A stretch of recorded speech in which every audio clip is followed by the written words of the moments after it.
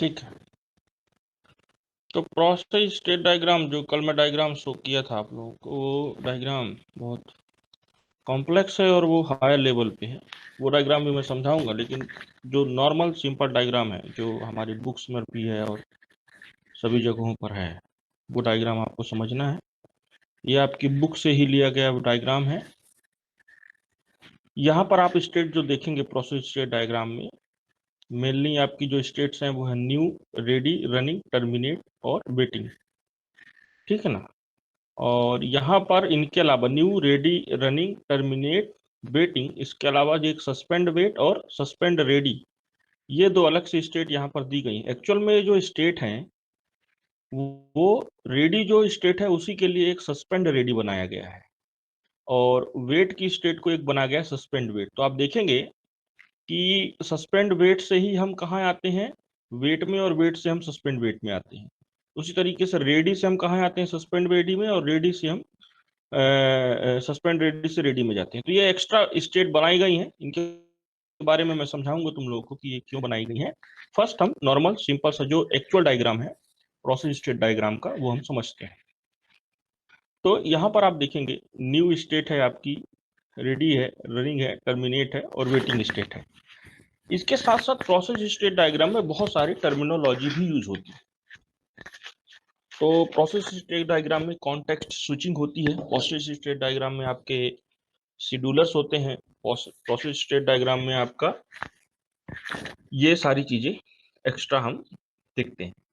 तो जैसा कि मैंने आपको जब प्रोसेस की स्टेट समझाई थी उस समय मैंने बताया था आपको कि न्यू से रेडी में जाते हैं, रेडी से रनिंग में जाते हैं, रनिंग से टर्मिनेट में जाते हैं।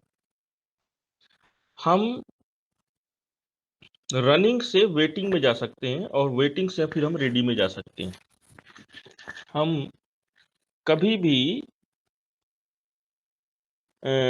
डायरेक्टली रन नहीं करा सकते कि वेटिंग से आप डायरेक्ट रन कर सकें। तो ये चीजें आपको ध्यान रखनी है। न्यू से रेडी में हम कब जाते हैं, न्यू का मतलब होता है आपका जो स्टेट है, एग्जिस्टिंग स्टेट है। तो मैं एक डायग्राम से समझाता हूं आपको कि कैसे होगा। एक और डायग्राम, ये भी अच्छा डायग्राम है, ये प्रोसेस कंट्रोल ब्लॉक वाला। तो इसमें थोड़ा सा पहले इसको समझ लेते हैं फिर मैं जाता हूँ। तो देखिए इस डायग्राम को समझना है कि प्रोसेस कंट्रोल ब्लॉक किस तरीके से काम करता होगा। तो ये डायग्राम शायद सभी लोगों को विजुअल होगा। विजुअल है क्या बेटा? जी सर। Yes sir. ओके, जी सर। देखिए ठीक ठीक ठीक। ये आपकी वही बुक है जो हमने आपको बताई थी, गेल्विन वाली बुक है ये आपकी।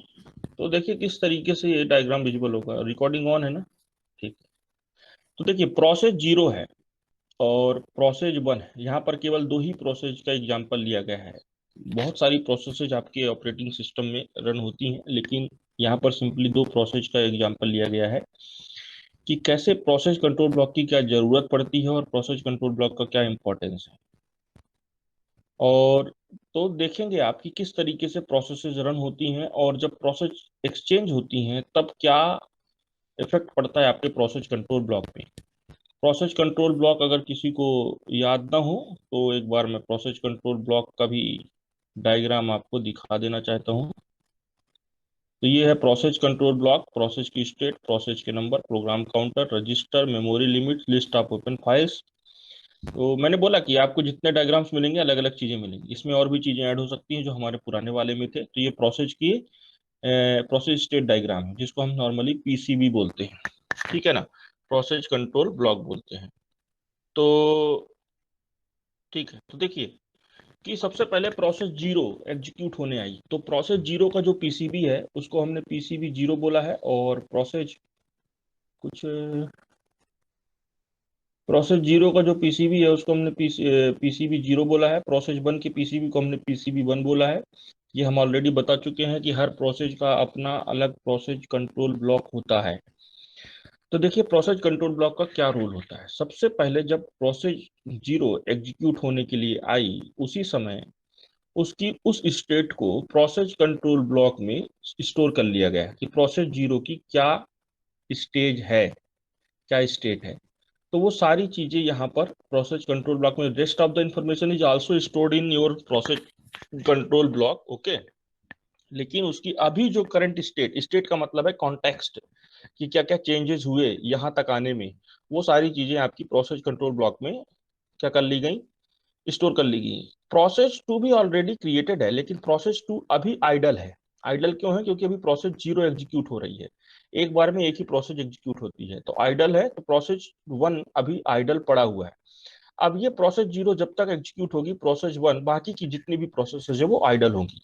अब कुछ टाइम बाद क्या हुआ कि प्रोसेस 0 की जो भी रही हो सकता है वो इनपुट आउटपुट वेट में चला गया हो या कहीं भी चला गया हो, इंटरप्ट आ गया हो, सिस्टम कॉल आ गई हो, तो इंटरप्ट के थ्रू वो बाहर हो गई हो और प्रोसेस 1 हमारी एग्जीक्यूट होना चालू हुई। तो देखिए, अब प्रोसेस 1 का आइडल टाइम खत्म हुआ, तो अब कौन आइडल हो जाएगा? हमारा प्रोसेस 0 आइडल हो जाएगा। तो प्रोसेस 0 ये होल पीरियड में आइडल रहेगा जब तक प्रोसेस 1 हमारा लोड रहेगा जब तक। तो प्रोसेस 1 का पीसीबी लोड हो गया, प्रोसेस 1 का पीसीबी लोड हुआ मतलब प्रोसेस 1 हमारी एग्जीक्यूट होना चालू हुई। प्रोसेस 1 हमारी यहां तक एग्जीक्यूट हुई। जब ये एग्जीक्यूट हुआ उस समय पर फिर से वापस क्या हुआ कि इंटरप्ट आया, तो प्रोसेस 1 को भी बाहर जाना पड़ा। बाहर क्यों जाना पड़ा? किसी भी रीजन से जाना पड़ सकता है, सस्पेंड हो गई हो या वेट में चली गई हो, तो वापस जाते समय फिर से उसकी स्टेट कहाँ सेव कर ली गई? पीसीबी 1 में स्टेट को सेव करके रख लिया गया। अब प्रोसेस 1 जब एग्जीक्यूट होने आई थी उस समय इसका स्टेट यहाँ पर सेव है, और प्रोसेस 1 जब दोबारा एग्जीक्यूट होने आएगी, तो देखिए जब प्रोसेस 0 सॉरी, तो 0 प्रोसेस जब दोबारा आई तो वापस हमने उसको वहीं से स्टार्ट किया जहां पर से वो खत्म हुई थी। क्यों? क्योंकि हमने उसको वापस पीसीबी से हमने चेक किया कि वो चीजें कहाँ से खत्म हुई थी। तो ऐसा हर एक प्रोसेस के लिए प्रोसेस कंट्रोल ब्लॉक होता है। तो जब प्रोसेस लोड होती है उस समय पीसीबी से इंफॉर्मेशन ले ली जाती है या पीसीबी में इंफॉर्मेशन अपडेट कर दी जाती है। तो देखिए, जब पहली बार एग्जीक्यूट होने आई तो पीसीबी में इंफॉर्मेशन डाल दी गई कि हाँ भैया प्रोसेस रन। अगली बार जब प्रोसेस थोड़ी टाइम के बाद वापस जब रीस्टार्ट हुई तो हमने कहाँ से इंफॉर्मेशन ली? पीसीबी से इंफॉर्मेशन ली। क्या इंफॉर्मेशन ली? या प्रोसेस का स्टेट क्या है, प्रोसेस को कितने इंस्ट्रक्शन बचे हैं, प्रोसेस को कितने रजिस्टर की जरूरत है, उसके हिसाब से ये वापस एग्जीक्यूट। एग्जीक्यूट का मतलब होता है सीपीयू मिलता है, जब जितने टाइम के लिए सीपीयू मिला है उस उतने टाइम को यहाँ पर एग्जीक्यूट लिखकर दिखाया गया है। और ये एरो जो बनी हुई है ब्लू कलर की, ये सीपीयू मिलने का टाइम है कि इतनी देर तक सीपीयू मिला, फिर इतने देर तक सीपीयू आगे मिलेगा यहाँ पास से जो ये है। तो जैसे ही पहली बार आती है तो पीसीबी क्रिएट हो गई, पीसीबी क्रिएट होने के बाद इनिशियल कंडीशंस वहां पर रख गई। उसके बाद जब वापस ये आइडल होने के बाद वापस जब ये रीस्टार्ट होगी, ये रीस्टार्ट कैसे होगी? प्रोसेस डायग्राम में आप देख चुके हैं, अभी मैं फिर से बताऊंगा। फिर रीस्टार्ट कैसे होगी कि वापस रेडी से जब रनिंग में जाएगी तो ये रीस्टार्ट कहलाएगी। तो जब रीस्टार्ट होगी तो वाप अब हम कहाँ से इंफॉर्मेशन लेंगे? अब हम इंफॉर्मेशन लेंगे पीसीबी से कि इसकी लास्ट क्या स्टेटस था इस प्रोसेस का। वो स्टेटस जो रहा होगा हम वहीं से एग्जीक्यूशन चालू कर देंगे। सेम पीसीबी 1 के लिए होगा। तो ये प्रोसेस कंट्रोल ब्लॉक होता है। हमें पढ़ना है प्रोसेस स्टेट का डायग्राम। ये क्लियर है प्रोसेस कंट्रोल ब्लॉक किस तरीके से काम करता होगा? जी प्रोसेस सर। स्टेट डायग्राम कहाँ है? पीछे है वो, ठीक है। अब हम देखेंगे कि प्रोसेस स्टेट डायग्राम कैसे काम करता है। तो प्रोसेस स्टेट डायग्राम में सबसे पहली चीज तो ये प्रोसेस की स्टेट्स हैं। New, ready, running, waiting, terminate. मैंने लास्ट क्लास में बताया था कि न्यू रेडी, न्यू स्टेट मतलब किस मेमोरी में रहेगा? New secondary storage. Secondary storage में। Very good. रेडी रैम में रैम में। वेटिंग रैम में। रनिंग प्रोसेसर में मतलब सीपीयू मिलता है, मतलब रन होने लगती है। निशान टर्मिनेटेड माइक मतलब, ऑफ करना तो टर्मिनेट सर वो मतलब, वापस उसमें चले गई, एंड हो गई। हाँ बिल्कुल ठीक है। तो इस तरीके से ये प्रोसेसेस होती है, लेकिन इसके बीच में बहुत सारे टर्मिनोलॉजी यूज होती है, शायद यहाँ पर लिखी होंगी आपकी, कि जब प्रोसेस स्टेट चेंज करती है तो उसको बोला जाता है, क्या बोला जाता है? डिस्पैच या कॉन्टेक्स्ट स्विचिंग। क्या बोला जाता है? Context switching. ध्यान रखना ये टर्मिनोलॉजी, पहले मैं अभी डायग्राम के थ्रू आपको समझाऊंगा। सबसे पहले जो प्रोसेस थी वो हमारी न्यू स्टेट में थी। प्रोसेस हमारी न्यू स्टेट में थी। न्यू स्टेट के बाद प्रोसेस को सेलेक्ट कर लिया गया। सेलेक्ट कर लिया गया मतलब प्रोसेसेस को सेलेक्ट करके कहाँ लाया गया? आपके रैम में लाया गया, ठीक है ना, प्रोसेस को सेलेक्ट करके आपके रैम में लाया गया। तो ये जो स्टेट कहलाती है रैम वाली, ये होती है रेडी। लेकिन ये प्रोसेस को सेलेक्ट करता कौन है?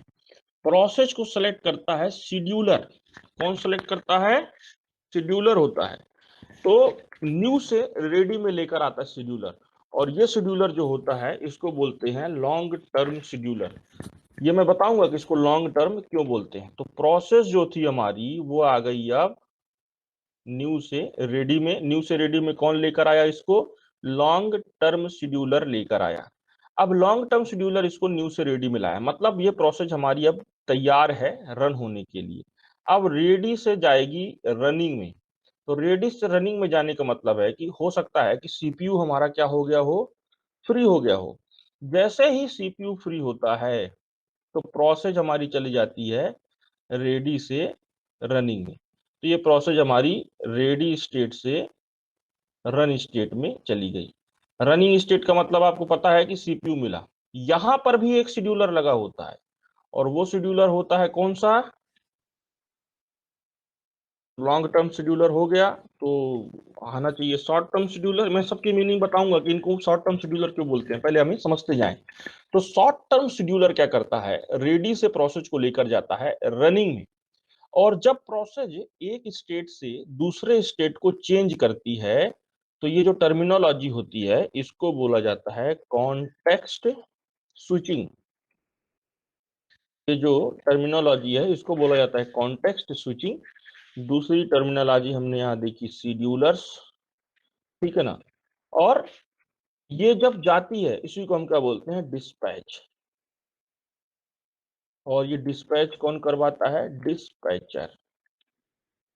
ये सारे टर्मिनोलॉजी आपको ध्यान रखना है। तो context switching, scheduler, dispatch, dispatcher.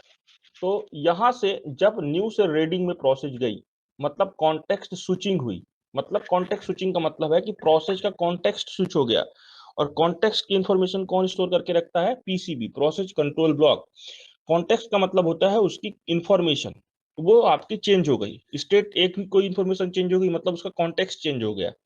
तो न्यू से रेडी स्टेट में चली गई तो कॉन्टेक्स्ट स्विचिंग हुई। कॉन्टेक्स्ट स्विचिंग में का मतलब क्या हुआ कि डिस्पैचर जो होता है, शेड्यूलर डिसाइड करता है। शेड्यूलर विल डिसाइड कि किस प्रोसेस को, यहाँ पर बहुत सारी प्रोसेस हो सकती हैं, P1, P2, P3, P4, P5, P10, लेकिन पिन P10 में से कौन सी प्रोसेस उठकर रेडी स्टेट में जाएगी ये कौन डिसाइड करेगा? शेड्यूलर। सबकी अलग अलग टर्म है, ध्यान रखना, सबकी अलग अलग ड्यूटीज हैं, ध्यान रखना।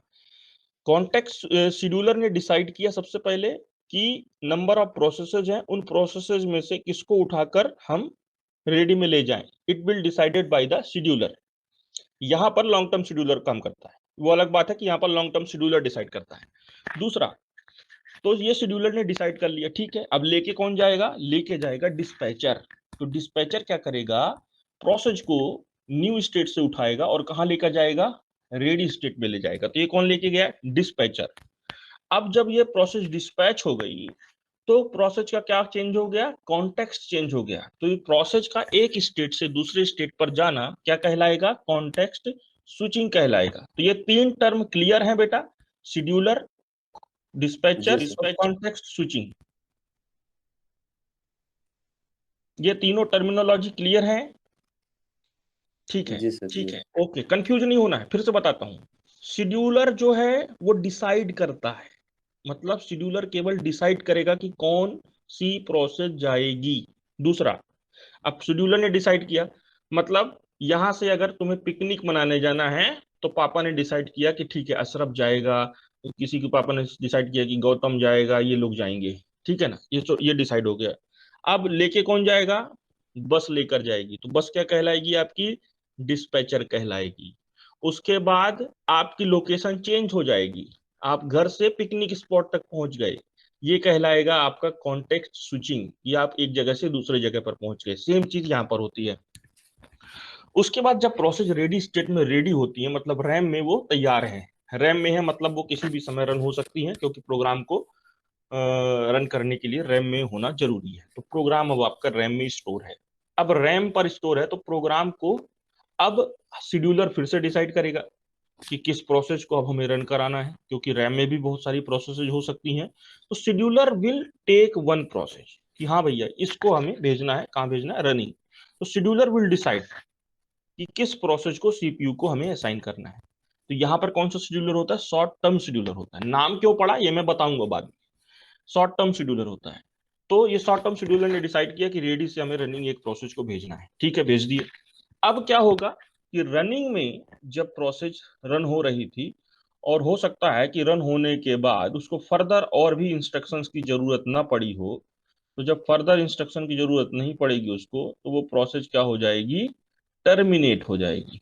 तो ये प्रोसेस अब क्या हो गई, टर्मिनेट हो गई। तो ये जो स्टेट है, ये स्टेट आपकी कहलाएगी टर्मिनेट। लेकिन ये तो नॉर्मल शेड्यूल है कि आपको सीपीयू में क्या क्या चीजें होती हैं। सीपीयू में दो यूनिट होती हैं, एक अर्थमेटिक यूनिट, लॉजिकल यूनिट, और कंट्रोल यूनिट।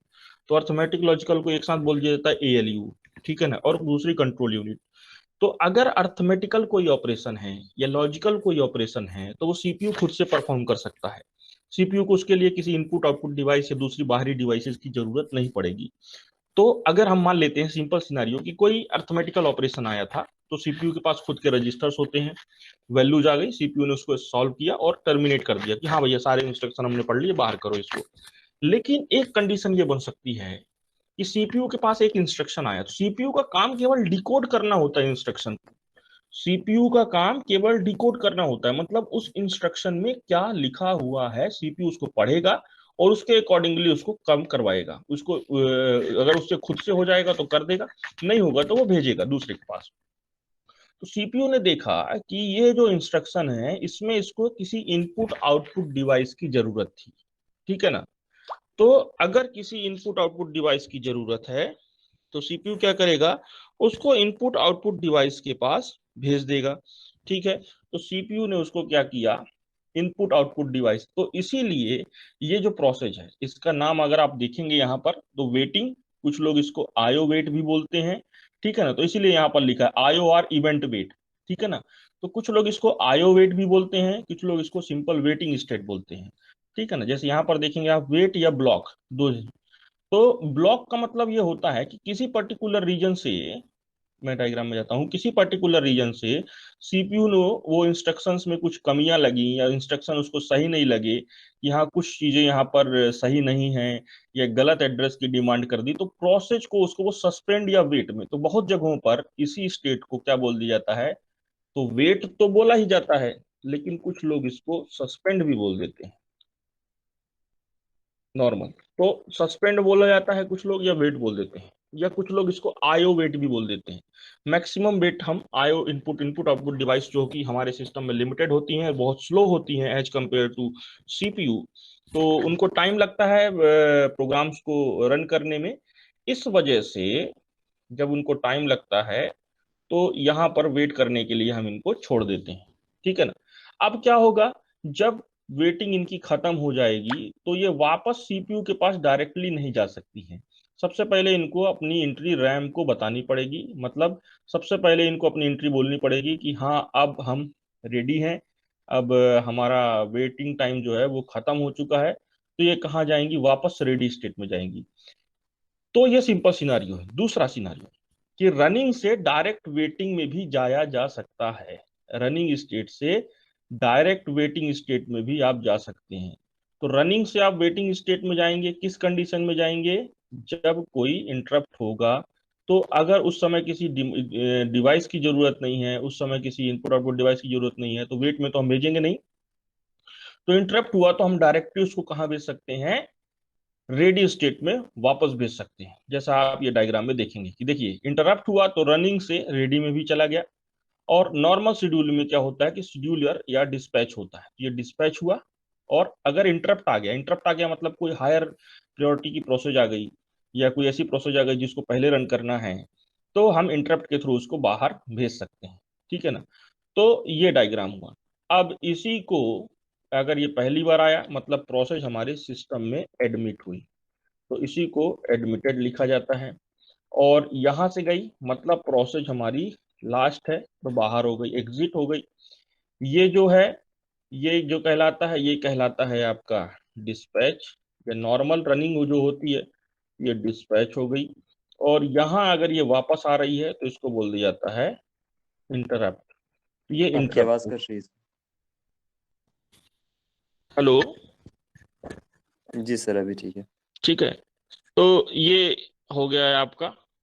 अब इसी को बोल देते हैं आयो वेट। इनपुट आउटपुट वेट बोल दिया जाता है कि इनपुट आउटपुट वेट में पहुंच चुकी है। और जब आपका वेट खत्म हो जाता है तो इसको हम बोल देते हैं आयो कंप्लीशन। अगर होगा आयो वेट कंप्लीटेड, ठीक है ना, तो ये वापस चली गई। तो ये आपका प्रोसेस स्टेट डायग्राम है। अब यहाँ पर दो तरीके के मेनली शेड्यूलर होते हैं। अब हम बात करते हैं शेड्यूलर्स की। तो एक शेड्यूलर होता है आपका लॉन्ग टर्म शेड्यूलर और एक शेड्यूलर होता है आपका शॉर्ट टर्म शेड्यूलर। तो लॉन्ग टर्म और शॉर्ट टर्म शेड्यूलर क्यों बोला गया है, सबसे पहले हम उसकी बात करते हैं। तो हमारे में एक और टर्मिनोलॉजी होती है degree of multi programming, DOM, ठीक है ना। डिग्री ऑफ मल्टी प्रोग्रामिंग क्या होती है? Number of programs running simultaneously. Number of program running simultaneously is called degree of multi programming.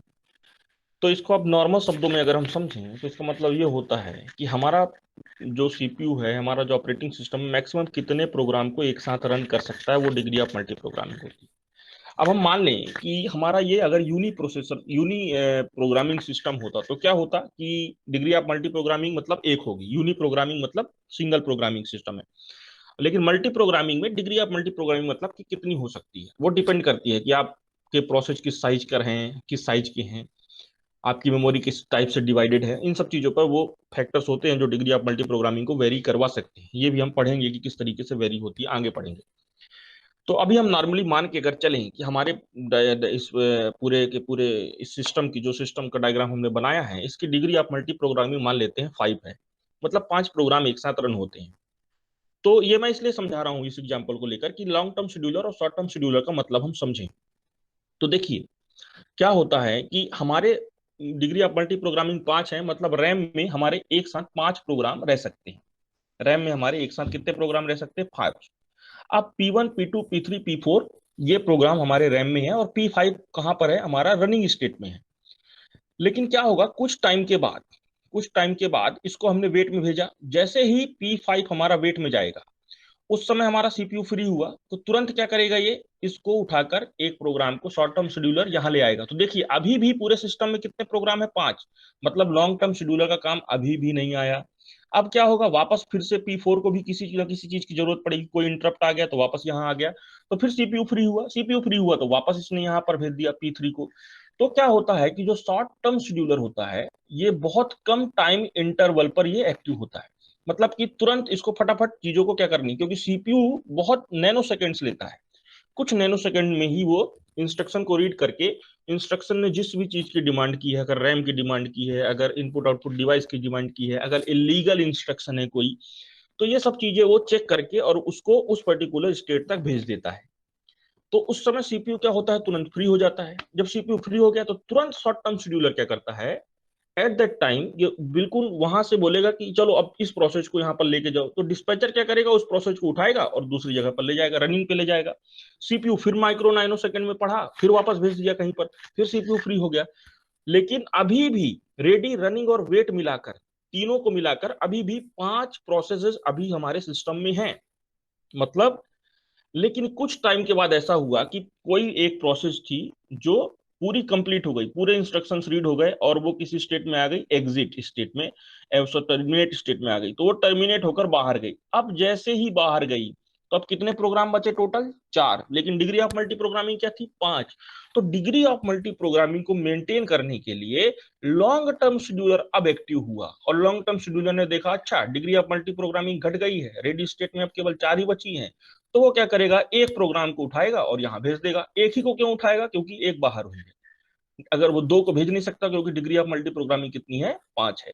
तो लॉन्ग टर्म शेड्यूलर बहुत टाइम के बाद एक प्रोसेस को शेड्यूल करवाता है, जबकि शॉर्ट टर्म शेड्यूलर बहुत जल्द से जल्द शेड्यूलिंग करवाता है। इसलिए इसका नाम शॉर्ट टर्म शेड्यूलर और लॉन्ग टर्म शेड्यूलर है। इसीलिए इन दोनों टर्म शेड्यूलर जो हैं, तो इनको देखते हुए एक और शेड्यूलर बना दिया गया, मिड टर्म शेड्यूलर। ये जो मिड टर्म शेड्यूलर होता है, कहाँ भैया उठ जाए, ये जो मिड टर्म शेड्यूलर होता है ये यहाँ काम करता है जब रनिंग से वेट या वेट से ही, क्योंकि ये इसका कोई टाइम फिक्स नहीं है, मिड टर्म शेड्यूलर कोई टाइम फिक्स नहीं है। ये जब जरूरत पड़ेगी तभी सीपीयू भेजेगा, जरूरत नहीं पड़ेगी तो सीपीयू डायरेक्ट टर्मिनेट भी कर सकता है। तो ये मिड टर्म शेड्यूलर हुआ, तो इसको सिंपली बोल दिया जाता है। लेकिन जो एक्चुअल शेड्यूलर्स हैं वो है लॉन्ग टर्म और शॉर्ट टर्म। नाम क्यों दिया गया? बहुत कम टाइम इंटरवल पर वो शेड्यूलिंग प्रोसेस करवाता है, जबकि short term long term scheduler बहुत टाइम के बाद शेड्यूलिंग करवाता है। इस वजह से इनका नाम लॉन्ग टर्म शेड्यूलर और शॉर्ट टर्म शेड्यूलर पड़ा है। तो मुझे मेरे हिसाब से ये डायग्राम अभी आप लोग को क्लियर होगा। तो देखिए, वेट और सस्पेंड में आप कब जा सकता है? इनपुट आउटपुट डिवाइस की जरूरत पड़ी तब चला गया। मान लो कोई प्रोग्राम गया रन होने के लिए, उसने इलीगल चीजों की डिमांड कर दी, तो सीपीयू ने देखा कि अरे यार ये चीज तो हमारे सिस्टम में है ही नहीं। आपने कोई प्रोग्राम रन करवा रहे हो और वो हार्डवेयर सपोर्ट नहीं कर रहा, सीपीयू मना कर देगा, तो सस्पेंड में चला जाएगा, चलो हम चेक करके बताएंगे, ऐसा करके चेकिंग करके आ जाता है। या सीपीयू के पास एक प्रोग्राम रन होने के लिए गया, उसने जिस एड्रेस की डिमांड की है उस एड्रेस, वो प्रोटेक्टेड एड्रेस है, सीपीयू उसको नहीं दे सकता क्योंकि वो ऑथराइज नहीं है, तो भी उसको सस्पेंड में डाल देगा कि चलो तुम सुधार के आओ अपने आप को वापस। तो ये जो चीजें हैं, उस कंडीशंस में आप वेट और सस्पेंड स्टेट में जा सकते हैं। तो ये जो सीपीयू है, ये इस तरीके से हमारा जो हमारा प्रोसेस स्टेट डायग्राम है वो इस तरीके से काम करता है। तो ये जो डायग्राम हमने पढ़ा, ये है आपका प्रोसेस की जो डिफरेंट स्टेट्स हैं, ठीक है ना, वो कैसे चेंज होती हैं, इसी को हम प्रोसेस स्टेट डायग्राम बोलते हैं। सर ये DOM क्या था? Degree of multi programme. अच्छा, तो सर अभी आप बस एग्जांपल के तौर पे 5 बोल के पढ़ा है ना? बिल्कुल बिल्कुल। Sir degree of multi programme मतलब रैम के अंदर कितने प्रोग्राम रह सकते हैं? वो रैम टू रैम डिफर करता है क्या, या फिक्स्ड होता है कि इतने ही प्रोग्राम होंगे? ये ऐसा कोई ये डिपेंड करता है। Degree of multi programming fix नहीं होती है, फिक्स होती है according to the structure of memory.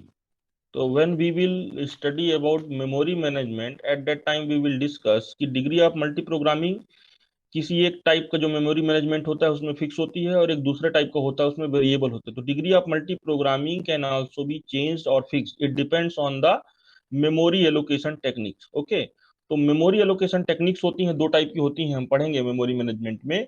उन एलोकेशन टेक्निक में जो फिक्स्ड पार्टीशन स्कीम होती है उसमें degree of multi programming fix होती है, और जो वेरिएबल पार्टीशन स्कीम होती है उसमें degree of multi programming variable होती है।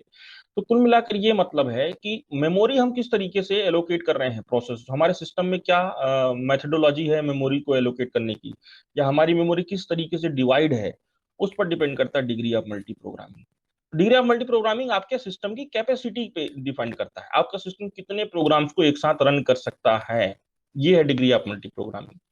ठीक है अशरफ? जी सर। तो ये डिपेंड करता है कि हमारे सिस्टम में कितनी कैपेसिटी है, उस पर डिपेंड करता है। तो रैम की साइज पर भी डिपेंड कर सकता है, आपके एलोकेशन स्ट्रेटजी पर डिपेंड करता है, ठीक है ना, और आपके प्रोग्रामिंग के प्रोग्राम्स जो रन कर रहे हैं उनकी साइज पर डिपेंड करता है। तो बहुत सारे फैक्टर्स होते हैं। अभी हम सिंपल एग्जांपल ये लिए कि हम ऐसा अगर मान के चलें कि 5 ही प्रोग्राम रन कर सकते हैं, आप 50 मान के भी चलिए, तो हम केवल शॉर्ट टर्म शेड्यूलर और लॉन्ग टर्म शेड्यूलर को समझाने के लिए कर रहे हैं कि ये कैसे काम करते होंगे। तो एलटीएस और एसटीएस का नाम क्यों एलटीएस एसटीएस पड़ा, एलटीएस मतलब लॉन्ग टर्म शेड्यूलर क्यों पड़ा, शॉर्ट टर्म शेड्यूलर क्यों पड़ा, इस पर ये डिस्कशन था कि हमने डिग्री ऑफ मल्टी प्रोग्रामिंग का यहाँ पर जिक्र किया। बाकी ये आपका मेमोरी मैनेजमेंट में एक आध बार आएगा ये नाम। ठीक है, क्लियर है?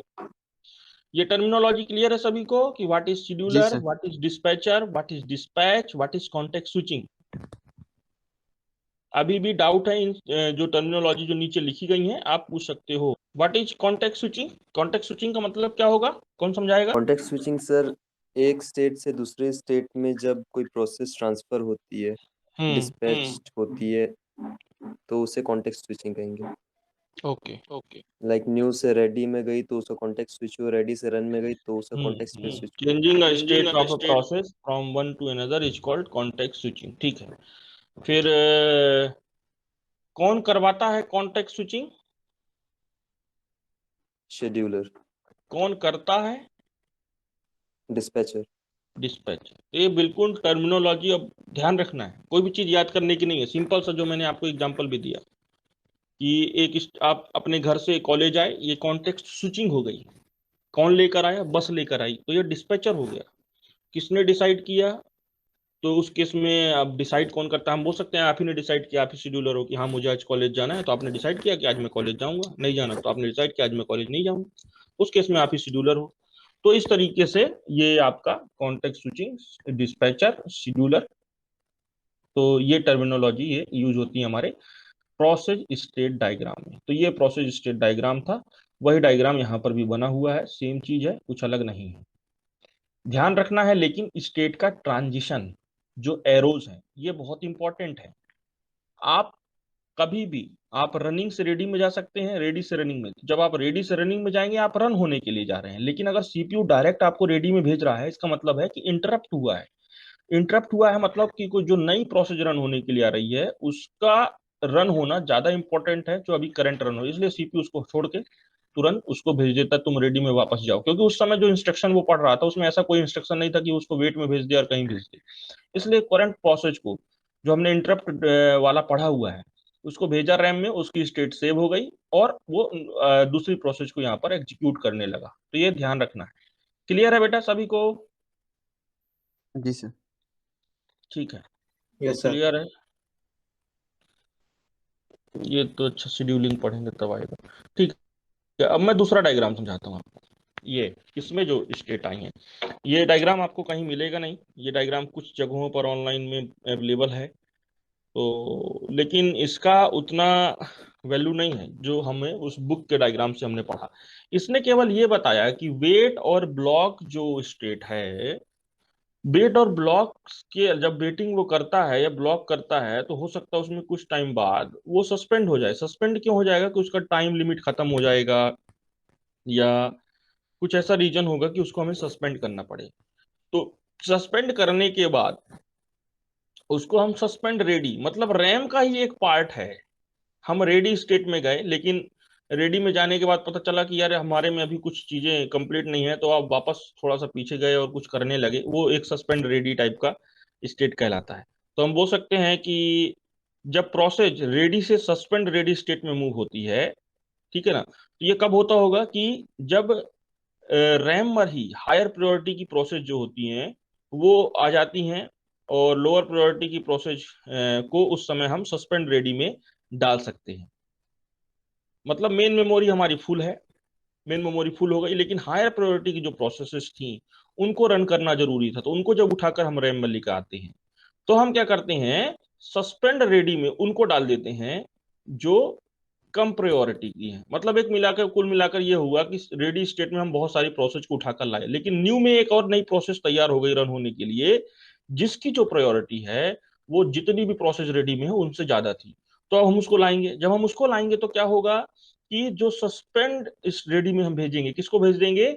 जिनकी प्रायोरिटी उनमें से कम है उनको हम सस्पेंड रेडी में भेजेंगे। तो जैसे ही हायर प्रायोरिटी वाली प्रोसेस डिस्पैच हो जाएगी सीपीयू के पास, हम सस्पेंड रेडी से वापस उसको कहाँ भेज देंगे? हम रेडी स्टेट में भेज देंगे। क्लियर है suspend ready state? Yes sir. Same चीज यहाँ पर वेट और ब्लॉक की भी है। वेट और ब्लॉक एक तरीके से आप लोग जो लोग मंदिर जाते हैं उन लोगों ने देखा होगा कि जब आप किसी बड़े तीर्थ स्थान पर जाते हैं तो क्या होता है कि बहुत सारे घुमावदार रास्ते बना देते हैं वो लोग। जब आप कुंभ कुंभ में जाते होंगे तो एक ही जगह पर जाने के लिए 100 मीटर की दूरी है, लेकिन आपको कई सारे किलोमीटर घूम के आने होते हैं। देखा है ना? सेम चीज यहाँ पर सस्पेंड रेडी और सस्पेंड ब्लॉक का एग्जाम्पल है। तो सस्पेंड रेडी सस्पेंड ब्लॉक में क्या होता है कि यहाँ पर भी वही सी चीज, जो चीज हमने सस्पेंड रेडी में बताई वही चीज सस्पेंड ब्लॉक में है। सस्पेंड ब्लॉक में भी क्या होता है कि एक टाइम हो सकता है कि बहुत सारी प्रोसेसेस हमारी ब्लॉक स्टेट में आ जाएं, लेकिन उनमें से वही प्रोसेस पहले जाएगी जिसकी प्रायोरिटी हायर होगी, वो रेडी में पहले जाएगी। ये जो पहले कंप्लीट होगी वो रेडी में जाएगी। तो पहले कौन सी कंप्लीट होगी? जिसकी प्रायोरिटी ज्यादा होगी। कि तो उस चीज पर अगर ऐसा लगता है कि बहुत सारी प्रोसेस आ गई और जब एक रन से नई प्रोसेस वेट में आई और देखा कि अरे यार इसकी प्रायोरिटी तो ज्यादा है बाकियों से, तो उस समय हम उसको भेज देते हैं सस्पेंड वेट में, क्योंकि वेट से आप डायरेक्ट रेडी में जाते हो, लेकिन सस्पेंड वेट से पहले आप सस्पेंड रेडी में जाएंगे, सस्पेंड रेडी से फिर आप रेडी में जाएंगे, तो और टाइम लगता है। तो कुल मिलाकर जो सस्पेंड रेडी और सस्पेंड वेट, ये जो दो स्टेट बनाई गई हैं, इनको केवल प्रायोरिटी के हिसाब से बनाया गया है कि अगर हायर प्रायोरिटी की प्रोसेस उस पर्टिकुलर स्टेज में ज्यादा हो जाती है, मतलब अगर रेडी में ज्यादा हो जाती है हायर प्रायोरिटी की, तो लोअर प्रायोरिटी को सस्पेंड रेडी में भेज दो। वेट और ब्लॉक में अगर हायर प्रायोरिटी प्रोसेस ज्यादा हो जाती है तो उससे कम प्रायोरिटी वालों को सस्पेंड वेट में भेज दो। तो ये चीजें होती हैं सस्पेंड रेडी और सस्पेंड ब्लॉक। केवल प्रायोरिटी के बेसिस पर ये एज्यूम करके ऐसा बनाया गया है, ये जो डायग्राम यहाँ पर बना है। बाकी क्लियर है बेटा ये डायग्राम? आप अगर इस डायग्राम के साथ जाएंगे तो भी सही है, उस डायग्राम के साथ जाएंगे तो भी सही है। मैं बोलूंगा कि आप इसी डायग्राम के साथ जाएं, मैं शेयर भी कर दूंगा। क्लियर है? बुक में है ही बाकी? जी सर क्लियर। Yes sir. बाकी ठीक है, बाकी सबको क्लियर है कि न्यू जो स्टेट है वो आपकी सेकेंडरी मेमोरी में होगी, रेडी स्टेट मेन मेमोरी में होगी, रनिंग स्टेट भी मेन मेमोरी ही एक तरीके से सीपीयू में है। मतलब सीपीयू हम सिंपल बोलते हैं, सीपीयू मतलब मेन रन होने लगा, लेकिन सीपीयू जो भी इंस्ट्रक्शन उठाता है वो मेन मेमोरी से उठाता है, मतलब कैच या रैम से उठाता है। वेट स्टेट में जो वेट होती है वो भी आपकी मेन मेमोरी होती है, लेकिन ये किसमें होती होगी? सस्पेंड वेट सस्पेंड रेडी, बताइए बताइए। रैम में ही सर। तो देखो रेडी में हमने एग्जांपल दिया कि when the RAM is full you can not insert a new process, but a higher priority process want to run immediately, at that time you are moving one process to suspend ready state। तो जो RAM में होती है, अगर RAM में जगह होती तो हमें सस्पेंड रेडी की जरूरत ही नहीं पड़ती, तो ये सेकेंडरी मेमोरी में होती है सस्पेंड रेडी। क्लियर है? जी सर। Yes sir. इसका मतलब ये होता है कि जब प्रोसेस, जब शेड्यूलर लेकर आएगा प्रोसेस को, तो अगली बार वो पहले सस्पेंड रेडी चेक करेगा। अगर सस्पेंड रेडी में कोई प्रोसेस होगी तो वो पहले उठाकर उसको रेडी में डालेगा, अगर सस्पेंड रेडी खाली है तभी वो न्यू से रेडी में डालेगा। ये है मतलब सस्पेंड रेडी एक ऐसी प्रोसेस सस्पेंड रेडी में है जिसको रेडी तक भेज दिया गया, वापस उसको सस्पेंड में भेज दिया गया। ठीक है ना? तो ये एक तरीके से है। मतलब आप जाओ लाइन में लगे हो, आपने देखा कि अब सब मेरा अगला नंबर मेरा ही है जिसका रिजर्वेशन होना है, उसी समय कौन आ गया? उसी समय एक हायर प्रायोरिटी वाला आ गया, कोई लेडीज आ गई या कोई एजेड पर्सन आ गया जिनकी प्रायोरिटी ज्यादा होती है, तो वो लोग आएंगे बोलेंगे हाँ हमारी नंबर ज्यादा आएगा, हम लोग ये हैं, हमारे डिस्काउंट है, तो वो लोग आपके आगे लग जाएंगे। तो वही चीज हुआ यहाँ पर कि रेडी में ऑलरेडी जो प्रोसेसेस थी, तो रेडी स्टेट मतलब रैम स्टेट, तो रैम में नंबर ऑफ प्रोसेसेस हैं लेकिन रैम अब फुल हो चुकी है, लेकिन फिर भी एक नई प्रोसेस आना चाह रही है और उसकी प्रायोरिटी क्या है? हायर है।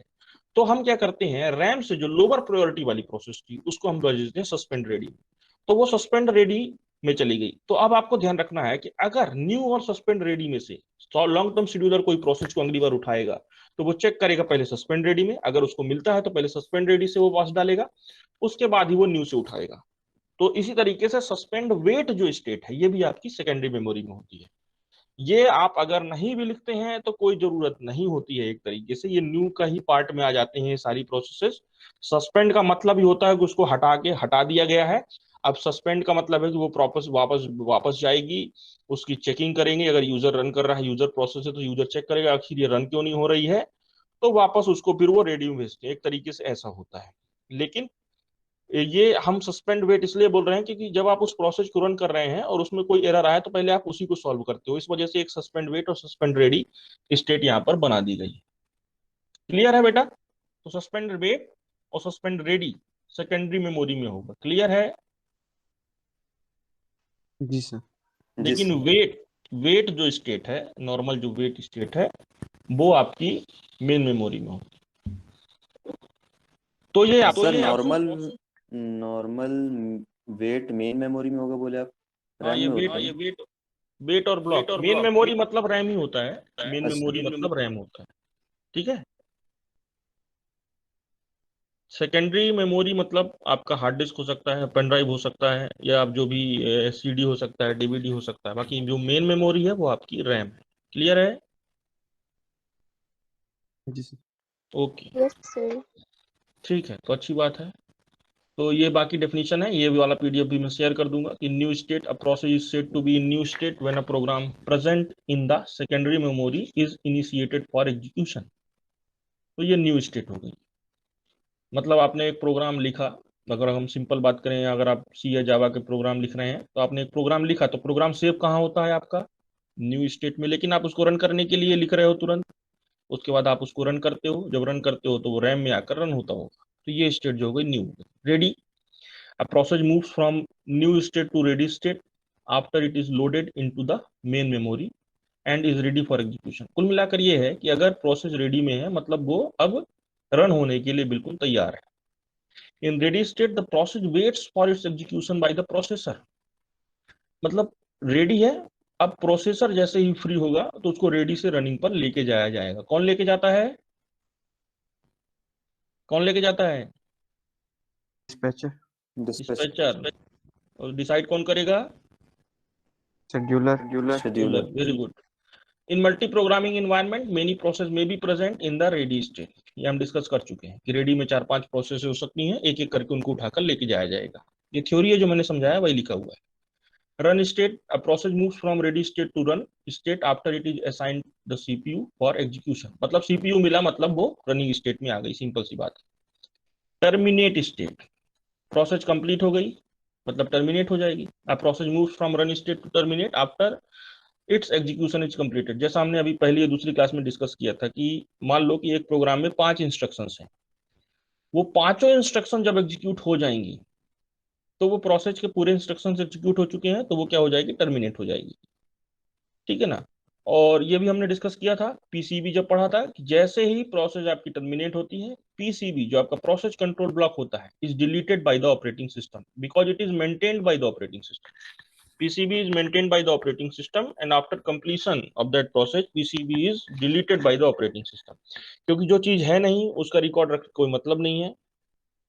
ब्लॉक और wait state, a process moves from run state to block or wait state if it is requires an IO operation or some blocked resources during its execution। After the IO operation gets completed ये वापस कहाँ चली जाएगी? Ready state में चली जाएगी। Suspend ready, suspend wait यहाँ पर दिया हुआ है। A process moves from ready state to suspend ready state if a process with higher priority has to be executed but the main memory is full। जो मैंने अभी लास्ट में समझाया है आपको, मेन मेमोरी फुल है लेकिन हायर प्रायोरिटी की प्रोसेस को लेकर आना है, तो हम क्या करेंगे? लोअर प्रायोरिटी की प्रोसेस को कहाँ भेज देंगे? सस्पेंड रेडी में भेज देंगे। सेकंड लाइन में ये लिखा है then the process remain in the suspend ready its until the main memory becomes available. तो मेन मेमोरी जैसे अवेलेबल हुई तो हम पहले सस्पेंड रेडी की प्रोसेस को उठाकर कहाँ डालेंगे? रैम में डालेंगे। When memory becomes available, the process is brought back to the ready state। Suspend wait state, a process moves from wait state to suspend wait state if a process with higher priority। यहाँ पर भी priority है, मैंने पहले clear किया कि जो दो स्टेट अलग से बनी है ये केवल प्रायोरिटी के बेसिस पर डिजाइन की गई है। तो a process with higher priority has to be executed but the main memory is also full। क्योंकि वेट जो स्टोर होती है वो मेन मेमोरी में होती है। तो लेकिन एक प्रोसेस रन होने आई, उसकी प्रायोरिटी हाईएस्ट थी, सीपीयू ने उसको वापस वेट में भेजा, तो प्रायोरिटी तो अभी भी उसकी हाईएस्ट है। मतलब इनपुट आउटपुट डिवाइस भी उसको पहले मिलेगा, लेकिन पहले कब मिलेगा? जब सस्पेंड या वेट स्टेट में जगह होगी। तो जब जगह उसने बनाई तो एक प्रोसेस को वहां से हटाना पड़ेगा। तो जब प्रोसेस को हम हटाएंगे तो वो प्रोसेस कहाँ चली गई? सस्पेंड वेट स्टेट में चली गई। तो moving a process with lower priority from wait state to suspend wait state creates a room for higher priority process in the ready state, जो मैंने बताया। After the resource becomes available, जैसे ही resource available हो the process is move to the suspend ready state. After main memory becomes available the process is move to the ready state. तो ये चीजें आपकी होती हैं, ध्यान रखना है आपको। The minimum number of state through which a process compulsory goes through is 4। ये कौन है 4 स्टेट? ये देख लीजिए। न्यू, रेडी, रनिंग, टर्मिनेट, ये कंपल्सरी स्टेट हैं। ये चारों स्टेट से होकर ही प्रोग्राम को जाना पड़ेगा तभी वो कंप्लीट होगा। मतलब wait and suspend is not a compulsory state. Okay, ये 4 स्टेट ही मेन है। These state are new, ready, running and terminate, जैसा बताया गया। If a process also requires the IO operation then minimum number of state is 5। अगर process को input output device की जरूरत है तब मिनिमम 5 हो जाएंगी, लेकिन नॉर्मली अगर हम किसी भी प्रोग्राम की बात करें तो उसके लिए मिनिमम 4 स्टेट ही रहेंगी। Single processor can not more than 1 process simultaneously. मतलब वही है कि एक बार में सीपीयू एक ही प्रोसेस को रन करता है, स्पीड इतनी फास्ट होती है कि हमें लगता है कि हमारे सारे प्रोग्राम एक साथ रन हो रहे हैं। If n processors are present in the system, then only n processor. Multi processing याद आया, ये डेफिनेशन अपन ने दी थी। अगर एक से अधिक प्रोसेसर हैं तो एक साथ दो प्रोसेस रन होंगी, जितने भी प्रोसेसर